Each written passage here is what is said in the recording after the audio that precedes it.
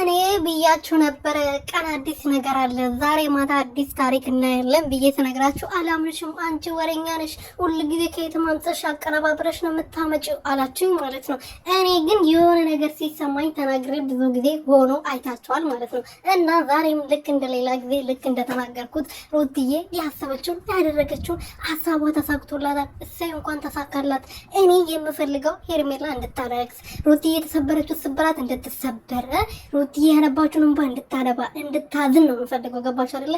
ድራማም ይሁን ምንም ይሁን ኤፍሬምና ሩቲ ምንም አድርገው ይሁን አይመለከተኝም። እኔ የሄርሜላ ስብራትና የሄርሜላ ለቅሶ በማየት ብቻ ነው የምፈልገው። ምክንያቱም የሆነ ሰው ደርሶበት ካላየ የዛን ጫማ ካረገጠ ማወቅ ስለማይችል ገባችሁ አይደለ?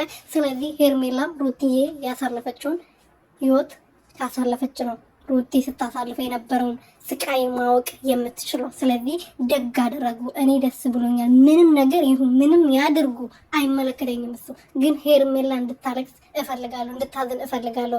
እርጉዝ ሴት ተትቶ ሲኬድ ምን አይነት ስሜት እንዳለው ምን አይነት ስብራት እንዳለው እንድታቅ እፈልጋለሁ። ስለዚህ በደንብ አድርጎ እንደዚሁ ይቀጥሉበት። የፋይና ሩትዬ ትችላላችሁ።